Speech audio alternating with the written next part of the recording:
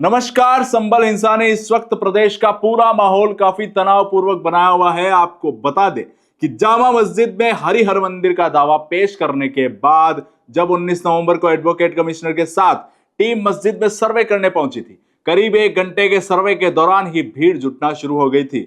कुछ लोग मस्जिद के अंदर भी पहुंच गए थे, बाहर भी भीड़ लगी थी, लेकिन नमाज का समय बताकर लोग अनाधिकृत रूप से अंदर जाने का प्रयास कर रहे थे। ऐसे में रात का समय और भीड़ को देख सुरक्षा कारणों से भी सर्वे कार्य को स्थगित करना पड़ा था। इसके बाद ही सर्वे के लिए 24 नवंबर को टीम सुबह मस्जिद भी पहुंची थी। संभल में रविवार को जामा मस्जिद के सर्वे के दौरान हुई हिंसा मामले में पुलिस और जिला प्रशासन ने उत्तर प्रदेश सरकार को अपनी एक रिपोर्ट भेजी। इस रिपोर्ट में पुलिस प्रशासन ने हिंसा की शुरुआत कैसे और कहां से शुरू हुई, इस पर काबू कैसे पाया गया, यानी इसका पूरा घटनाक्रम, इसकी टाइमलाइन बता दी है। संभल पुलिस और जिला प्रशासन की रिपोर्ट में इस बात का जिक्र किया गया है कि हिंसा के समय कितने लोगों की भीड़ मौके पर थी और पत्थरबाजी के साथ हिंसा कब और कैसे हुई। इसके अलावा जिला प्रशासन ने यूपी सरकार को रिपोर्ट में हिंसक भीड़ पर पुलिस प्रशासन के बारे में भी बताया। इतना ही नहीं, संभल पुलिस और प्रशासन ने राज्य सरकार को आगे की कार्रवाई और पुलिस के एक्शन की रूपरेखा के बारे में भी जानकारी दी। यूपी सरकार को भेजी गई इस रिपोर्ट पर संभल के डीएम राजेंद्र पेंसिया और एसपी कृष्ण बिश्नोई के हस्ताक्षर है। बीते रविवार को संभल की शाही जामा मस्जिद के सर्वे के दौरान भड़की हिंसा मामले में 4 लोगों की मौत हो गई है और कई पुलिस वाले घायल हो गए हैं। इसको लेकर पुलिस ने पत्थरबाजी करने वालों 100 लोगों की पहचान की और इस मामले में अब तक 27 लोगों की गिरफ्तारी की गई है, जिसमें 2 महिलाएं भी शामिल है। गिरफ्तार लोगों में 14 साल की उम्र से लेकर 72 साल की आरोपी शामिल है, जिन पर गंभीर धाराओं में आरोप लगाए गए हैं। वहीं एक एफआईआर में पुलिस ने सांसद जियाउर रहमान बर्क और स्थानीय विधायक के बेटे सुहेल इकबाल पर लोगों को भड़काने का आरोप लगाया है। जुम्मे की नमाज और उपचुनाव की मतगणना को लेकर 4 दिन तक यह कार्य नहीं हुआ।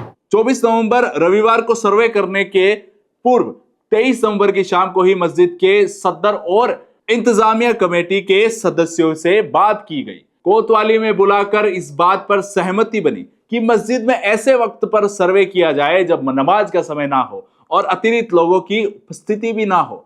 एक दिन पूर्व शाम को बनी सहमति के बाद सुबह में जैसे ही सर्वे की टीम और पुलिस प्रशासन अपनी तैयारी के साथ मस्जिद पहुंची, अधिकारियों के अनुसार वहां पर पहले से ही 40 से अधिक लोग मौजूद थे, जिनके बारे में जब आपत्ति की गई तो बताया गया कि वह यहां पर धार्मिक गतिविधियों नियमित रूप से करते रहते हैं और उन्हें रोका नहीं जा सकता है। खास बात यह है कि यह 40 लोग मस्जिद में कब प्रवेश कर गए, इसकी भनक पुलिस और प्रशासन के अलावा खुफिया तंत्रों को भी नहीं लगी।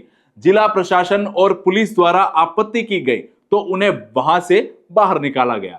बावजूद इसके कुछ लोग अंदर रह गए थे। सर्वे कार्य लगातार चल रहा था, लेकिन कुछ लोगों का दावा है कि जो लोग मस्जिद के अंदर घुसे थे, जैसे ही वह बाहर आए तो वह भीड़ में शामिल हो गए। इसके बाद भीड़ उत्तेजित होने लगी। पहले दिन जब सर्वे का कार्य चल रहा था, उस वक्त सभी सुरक्षा कर्मियों को मस्जिद के बाहर ही रहने दिया गया था। यहां तक कि पुलिस अधीक्षक के पीआरओ, कैमरामैन से लेकर अन्य सुरक्षा गार्ड भी बाहर रहे।